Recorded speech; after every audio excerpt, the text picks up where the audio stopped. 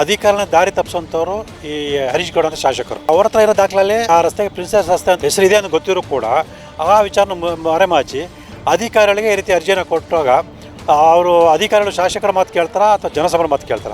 Sir, Mysuru Harish ಗೌಡರಿಗೆ ಸ್ವಂತ ಆಸ್ತಿ ಅಲ್ಲ, ಇದು ನಾಗರಿಕರಿಗೆ ಸಂಬಂಧಪಟ್ಟ ಒಂದು ಸಾರ್ವಜನಿಕ ವಿಚಾರ. ಸರ್ವಾಧಿಕಾರಿ ರೀತಿಯಲ್ಲಿ ನಾವು ಹೆಸರಿಟ್ಟೇ ಇಡ್ತೀವಿ ಅಂತ ಹೇಳಿದ್ರೆ ಅದಕ್ಕೆ ಯಾವ ರೀತಿ ಮನ್ನಣೆ ಸಿಗಲ್ಲ. ಮೈಸೂರಿನ ಜನತೆ ರಾಜಮಾನ್ಯತನದ ಬಗ್ಗೆ ಅವ್ರದ್ದೇ ಆದ ನಂಬಿಕೆ ಗೌರವಗಳನ್ನು ಇಟ್ಕೊಂಡಿದ್ದಾರೆ. ಆ ಗೌರವಕ್ಕೆ ಧಕ್ಕೆ ತರೋ ರೀತಿಯಲ್ಲಿ ಇವರು ಕಾಂಗ್ರೆಸ್ ನವ್ರು ನಡ್ಕೊಂಡ್ರೆ ಜಿಲ್ಲೆಯ ಜನ ಸುಮ್ಮನೆ ಬಿಡೋದಿಲ್ಲ. ಐತಿಹಾಸಿಕ ರಸ್ತೆ ಅಂತೇಳಿ ನಾವು ಈಗಾಗಲೇ ದಾಖಲೆ ಬಿಡುಗಡೆ ಮಾಡಿದ್ರು ಕೂಡ ಅದನ್ನು ಉಲ್ಲಂಘನೆ ಮಾಡಿ ಸಿದ್ದರಾಮಯ್ಯ ಹೆಸರಿಡ್ತೀವಿ ಅಂತ ಹೇಳಿದ್ರೆ ಖಂಡಿತವಾಗ್ಲೂ ಮೈಸೂರು ಜನತೆ ಅದಕ್ಕೆ ಅವಕಾಶ ನೀಡಲ್ಲ. ದೊಡ್ಡ ಸದ್ಯ ಮೈಸೂರು KRS ರಸ್ತೆಯನ್ನು ಸಿದ್ದರಾಮಯ್ಯ ಆರೋಗ್ಯ ಮಾರ್ಗವಾಗಿ ಬದಲಾವಣೆ ಮಾಡಬೇಕು ಅಂತ ಕಾಂಗ್ರೆಸ್ನ ಮುಖಂಡರು ಹಾಗೂ ನಾಯಕರು ಮಾತನಾಡ್ತಾ ಇದ್ದಾರೆ. ಅದನ್ನು ವಿರೋಧಿಸಿ BJP ನಾಯಕರು ಮಾತನಾಡ್ತಾ ಇದ್ದಾರೆ. ಕೆಲವು ರಾಜಕೀಯ ತಿರುವುಗಳು ಈ ಒಂದು ಒಂದು ವಿಷಯ ಪಡ್ಕೊಳ್ತಾ ಇದ್ದಾರೆ. ಇನ್ನೊಂದು ಕಡೆ ಸಾಮಾಜಿಕ ಹೋರಾಟಗಾರರು ಮತ್ತು ಪರಿಸರವಾದಿಗಳು ಆ ಸ್ಥಳ ಹಿಂದಿನಿಂದಲೂ ಕೂಡ ಪ್ರಿನ್ಸೆಸ್ ರಸ್ತೆ ಎಂದೇ ಇದೆ ಅಂತ ವಾದ ಮಾಡ್ತಾ ಇದ್ದಾರೆ. ಇದ್ರ ಬಗ್ಗೆ ಎಲ್ಲ ಮಾಹಿತಿ ಕೊಡೋದಕ್ಕೆ ಮಾತನಾಡೋದಕ್ಕೆ ನನ್ನೊಟ್ಟಿಗೆ ಸ್ನೇಹಮಯಿ ಕೃಷ್ಣ ಅವರಿದ್ದಾರೆ. ಅವ್ರನ್ನ ಮಾತಾಡ್ಸೋಣ. ಸರ್, ಮೊದಲನೇದಾಗಿ ಅದು ಪ್ರಿನ್ಸೆಸ್ ರಸ್ತೆ ಅಂತ ಉಲ್ಲೇಖ ಇದೆ ಅಂತ ನೀವು ಹೇಳ್ತಾ ಇದ್ದೀರಾ. ಇನ್ನೊಂದು ಕಡೆ ಹೇಳ್ತಾರೆ ಮೊನ್ನೆ ಒಂದು ಮೀಟಿಂಗ್ ನಡೆಯುತ್ತೆ ಇದೇ ಕಾರ್ಪೊರೇಷನ್ ಆಫೀಸಲ್ಲಿ ಕಾಂಗ್ರೆಸ್ನ ಮುಖಂಡರುಗಳಿಂದ. ಯಾವುದೇ ರೀತಿ ಅದರಲ್ಲಿ ಪ್ರಿನ್ಸೆಸ್ ರಸ್ತೆ ಅನ್ನೋ ಮಾಹಿತಿ ಇಲ್ಲ ಅಂತ ಹೇಳ್ತಾರೆ. ನಿಮ್ಗೇನು ಅನಿಸುತ್ತೆ ಸರ್ ಇದ್ರ ಬಗ್ಗೆ? ಸರ್, ಅಧಿಕಾರಿಗಳು ದಾಖಲಾತಿಗಳನ್ನು ಸರಿಯಾಗಿ ಪರಿಶೀಲನೆ ನಡೆಸಿದೆ.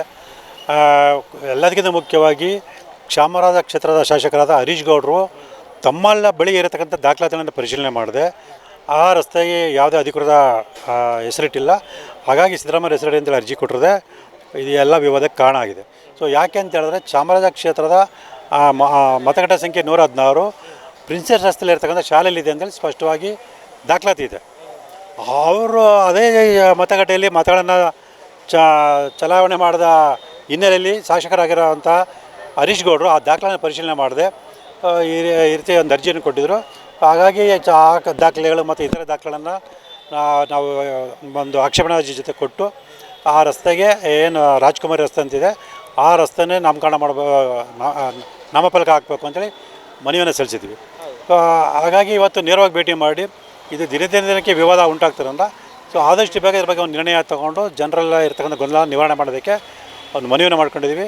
ಆದರೆ ಈಗ 30 ದಿನಗಳ ಕಾಲಾವಕಾಶ ನೀಡೋದ್ರಿಂದ ಸೊ ಆ 30 ದಿನಗಳ ಮುಗಿಯೋವರೆಗೂ ಯಾವುದೇ ನಿರ್ಣಯ ತಗೊಳ್ಳೋಕ್ಕಲ್ಲ. ಮತ್ತು ಇನ್ನೊಂದು ಸಭೆ ನಡೆಸಿ ಆ ಸಭೆಯಲ್ಲಿ ನಿರ್ಣಯ ತಗೋಬೇಕು ಅಂತೇಳಿ ಆಯುಕ್ತರು ಹೇಳಿದ್ದಾರೆ. ಮತ್ತು ಆ ಸಭೆಯಲ್ಲಿ ನಾವು ಕೊಟ್ಟಿರ್ತಕ್ಕಂಥ ಆಕ್ಷೇಪಣೆ ಅರ್ಜಿಗಳನ್ನು ಮತ್ತು ನೀಡಿದ ದಾಖಲೆಗಳನ್ನು ಪರಿಗಣಿಸಿ ಒಂದು ಸೂಕ್ತ ಕ್ರಮ ತಗೊಳ್ತೀವಿ ಅಂದರೆ ತೀರ್ಮಾನ ತಗೊಳ್ತೀವಿ ಅಂತೇಳಿ ಅವ್ರು ಭರವಸೆನ ಕೊಟ್ಟಿದ್ದಾರೆ.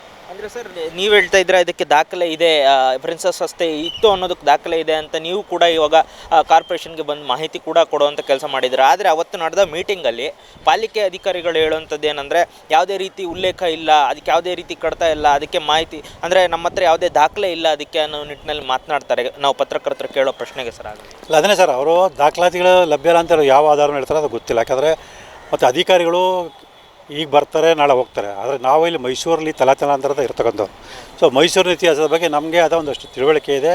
ಹಾಗಾಗಿ ಆ ತಿಳುವಳಿಕೆ ಆಧಾರದ ಮೇಲೆ ನಾವು ಅರ್ಜಿಯನ್ನು ಕೊಟ್ಟಿದ್ದೀವಿ. ಅದೇ ಹೇಳಿದ್ರೆ ಈಗಾಗಲೇ ಹೇಳಿದಾಗೆ ಅಧಿಕಾರನ ದಾರಿ ತಪ್ಪಿಸುವಂಥವ್ರು ಈ ಹರೀಶ್ ಗೌಡ ಅಂತ ಶಾಸಕರು. ಯಾಕಂದರೆ ಅವ್ರ ಹತ್ರ ಇರೋ ದಾಖಲೆಯಲ್ಲಿ ಆ ರಸ್ತೆಗೆ ಪ್ರಿನ್ಸೆಸ್ ರಸ್ತೆ ಅಂತ ಹೆಸರಿದೆ ಅಂತ ಗೊತ್ತಿರೋ ಕೂಡ ಆ ವಿಚಾರನ ಮರೆಮಾಚಿ ಅಧಿಕಾರಿಗಳಿಗೆ ಈ ರೀತಿ ಅರ್ಜಿಯನ್ನು ಕೊಟ್ಟಾಗ ಅವರು ಅಧಿಕಾರಿಗಳು ಶಾಸಕರ ಮಾತು ಕೇಳ್ತಾರ ಅಥವಾ ಜನಸಭರ ಮಾತು ಕೇಳ್ತಾರೆ? ಹಾಗಾಗಿ ಇದಕ್ಕೆಲ್ಲ ಮೂಲ ಕಾರಣ ಹರೀಶ್ ಗೌಡರು ಸ್ಪಷ್ಟವಾಗಿ ಒಂದು ಸ್ಪಷ್ಟೀಕರಣ ಕೊಡಬೇಕು ಮೈಸೂರಿನ ಜನತೆಗೆ. ಮತ್ತು ಏನು ಅರ್ಜಿ ಕೊಟ್ಟಿದ್ದಾರೆ ಅವರೇ ಮತ್ತೊಂದು ಅರ್ಜಿಯನ್ನು ಕೊಡಬೇಕು. ನನಗೆ ಈಗ ದಾಖಲಾತಿ ಸಿಕ್ಕಿದೆ, ನನ್ನ ಹತ್ರ ಬರೀ ದಾಖಲಾತಿ ಅಂದರೆ ಅವರ ಕ್ಷೇತ್ರದ ಮತಗಟ್ಟೆ ವಿವರಲ್ಲಿ ಇರ್ತಕ್ಕಂಥ ದಾಖಲಾತಿ ಪ್ರಕಾರನೇ ಆ ರಸ್ತೆಗೆ ಪ್ರಿನ್ಸೆಸ್ ರಸ್ತೆ ಅಂದರೆ ರಾಜ್ಕುಮಾರ್ ರಸ್ತೆಯಿಂದ ಇರೋದ್ರಿಂದ ಈ ವಿಚಾರನ ಇಲ್ಲಿಗೆ ಕೈ ಬಿಡಿ ಅಂತೇಳಿ ಅವರೇ ಮನವಿ ಕೊಟ್ಟರೆ ಅದು ಅವರಿಗೆ ಒಂದು ಶೋಭೆ ತರುತ್ತೆ ಅಂತೇಳಿ ಈ ಮೂಲಕ ನಾನು ಹೇಳೋಕ್ಕೆ ಇಷ್ಟಪಡ್ತೀನಿ. ಅಂದರೆ ಈಗ ಹರೀಶ್ ಗೌಡ ಅವ್ರ ವಿಷಯ ಬಂದಿದ್ದಕ್ಕೆ ಹೇಳ್ತಾ ಇದ್ದೀನಿ ಸರ್. ನಾವು ಅವ್ರನ್ನೂ ಪ್ರಶ್ನೆ ಮಾಡಿದಾಗ ಒಂದು ಪ್ರೆಸ್ ಮೀಟಲ್ಲಿ ಪ್ರಶ್ನೆ ಮಾಡಿದ್ವಿ. ಅವ್ರು ಹೇಳೋದೇನೆಂದರೆ ಯಾರೇನೇ ಹೇಳಿದ್ರು ನಾವು ಸಿದ್ದರಾಮಯ್ಯ ಅವ್ರ ಹೆಸರಿಟ್ಟೇ ಇಡ್ತೀವಿ, ಸ್ವತಃ ಸಿದ್ದರಾಮಯ್ಯನವರೇ ಒಪ್ಪದೇ ಇದ್ದರು ನಾವು ಅವ್ರ ಹೆಸರಿಟ್ಟೇ ಇಡ್ತೀವಿ ಅನ್ನೋ ಮಾತನ್ನ ಹೇಳ್ತಾರೆ ಸರ್. ಸರ್, ಮೈಸೂರು ಹರೀಶ್ ಗೌಡರಿಗೆ ಸ್ವಂತ ಆಸ್ತಿ ಅಲ್ಲ, ಇದು ನಾಗರಿಕರಿಗೆ ಸಂಬಂಧಪಟ್ಟ ಒಂದು ಸಾರ್ವಜನಿಕ ವಿಚಾರ. ಹಾಗಾಗಿ ಕಾನೂನನ್ನು ಸಾರ್ವಜನಿಕರ ಅಭಿಪ್ರಾಯನ ಉಲ್ಲಂಘನೆ ಮಾಡಿ ಸರ್ವಾಧಿಕಾರಿ ರೀತಿಯಲ್ಲಿ ನಾವು ಹೆಸರಿಟ್ಟೇ ಇಡ್ತೀವಿ ಅಂತ ಹೇಳಿದ್ರೆ ಅದಕ್ಕೆ ಯಾವ ರೀತಿ ಮನ್ನಣೆ ಸಿಗಲ್ಲ. ಅದು ಅವ್ರ ಹೇಳಿಕೆಗೆ ಅಷ್ಟೇ ಸೀಮಿತ ಆಗುತ್ತೆ. ಸರ್, ಈಗ ಮೈಸೂರಿನ ಒಡೆಯರ್ ಅಂದರೆ ಈಗ MP ಆಗಿರುವಂಥ ಯದುವೀರ್ ಅವರು ಕೂಡ ಹೇಳೋದೇನೆಂದರೆ ಈ ರೀತಿ ಹೆಸರು ಬದಲಾವಣೆ ಮಾಡೋದಾದ್ರೆ ನಾವು ಕಾನೂನಾತ್ಮಕವಾಗಿ ಹೋರಾಟ ಮಾಡ್ತೀವಿ ಅಂತ ಹೇಳ್ತಾರೆ. ಆದರೆ ಇನ್ನೊಂದು ಕಡೆ ನಿಮ್ಮ ಸಾಮಾಜಿಕ ಹೋರಾಟಗಾರರು, ಪರಿಸರವಾದಿಗಳು ಎಲ್ಲ ಮಾತನಾಡ್ತಾ ಇರೋದನ್ನ ತಡೆ ಹೊಡ್ತಾ ಇರೋದನ್ನ ಈ ರಸ್ತೆಗೆ ಈ ರೀತಿ ಇತಿಹಾಸ ಕಳ್ಕೋಬಾರ್ದು ಅನ್ನೋತ್ತ ನೀವು ಏನು ತಡೆ ಹೊಡ್ತಾ ಇದ್ದೀರಾ? ಇದಕ್ಕೆ ಕಾಂಗ್ರೆಸ್ನ ವಕ್ತಾರರಾಗಿರ್ಬೋದು, ಅಲ್ಲಿನ ಮುಖಂಡರಾಗಿರ್ಬೋದು, ಇವರೆಲ್ಲ ವಸೂಲಿ ಗಿರಾಕಿಗಳನ್ನು ನಿಟ್ಟಿನಲ್ಲಿ ನಿಮ್ಮ ವಿರುದ್ಧವಾಗೇನೆ ಇಲ್ಲಿ ಪರಿಸರವಾದಿಗಳ ವಿರುದ್ಧವಾಗಿ ಹೇಳಿಕೆ ನೀಡ್ತಾ ಇದ್ದಾರೆ ಸರ್. ಅದು ಹೇಳೋಣ, ಅವ್ರದ್ದು ಹೇಳಿಕೆಗಳು ಅವ್ರ ಹೇಳಿಕೆಗೆ ಅಷ್ಟೇ ಸೀಮಿತ. ಮೈಸೂರು ಜನತೆಗೆ ಗೊತ್ತಿದೆ. ಇಡೀ ಮೈಸೂರಿನ ಜನತೆ ರಾಜಮಾನೆತನದ ಬಗ್ಗೆ ಅವ್ರದ್ದೇ ಆದ ನಂಬಿಕೆ, ಗೌರವಗಳನ್ನು ಇಟ್ಕೊಂಡಿದ್ದಾರೆ. ಆ ಗೌರವಕ್ಕೆ ಧಕ್ಕೆ ತರೋ ರೀತಿಯಲ್ಲಿ ಇವರು ಕಾಂಗ್ರೆಸ್ ಅನ್ನೋರು ನಡ್ಕೊಂಡ್ರೆ ಜಿಲ್ಲೆಯ ಜನ ಸುಮ್ಮನೆ ಬಿಡೋದಿಲ್ಲ. ಹಾಗಾಗಿ ಅದೊಂದು ಐತಿಹಾಸಿಕ ರಸ್ತೆ ಅಂತೇಳಿ ನಾವು ಈಗಾಗಲೇ ದಾಖಲೆ ಬಿಡುಗಡೆ ಮಾಡಿದ್ರು ಕೂಡ ಅದನ್ನು ಉಲ್ಲಂಘನೆ ಮಾಡಿ ಸಿದ್ದರಾಮಯ್ಯ ಹೆಸರಿಡ್ತೀವಿ ಅಂತ ಹೇಳಿದ್ರೆ ಖಂಡಿತವಾಗ್ಲೂ ಮೈಸೂರು ಜನತೆ ಅದಕ್ಕೆ ಅವಕಾಶ ನೀಡಲ್ಲ. ದೊಡ್ಡ ಮಟ್ಟದ ಹೋರಾಟ ನಡೀತೀವಿ. ಕೊನೆಗೆ ನಮಗೆ ಮಾನ್ಯ ನ್ಯಾಯಾಲಯ ಇದ್ದೇ ಇದೆ. ಸೊ ಮಾನ್ಯ ನ್ಯಾಯಾಲಯದ ಮೂಲಕ ಸೂಕ್ತ ಆದೇಶವನ್ನು ಪಡ್ಕೊಳ್ಳೋದಕ್ಕೆ ನಾವು ಸಿದ್ಧವಾಗಿದ್ದೀವಿ. Thank you. ಇದಿಷ್ಟು ಏನು ಸ್ನೇಹಮಯಿ ಕೃಷ್ಣ ಅವರ ಮಾತಾಗಿದೆ.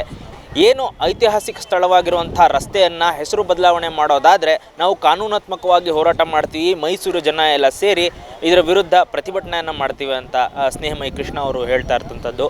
ಕ್ಯಾಮ್ರಾಮ್ಯಾನ್ ಪ್ರಜ್ವಲ್ ಜೊತೆ ರವಿಕಿರಣ್ ನನ್ನೂರು, ಮೈಸೂರು.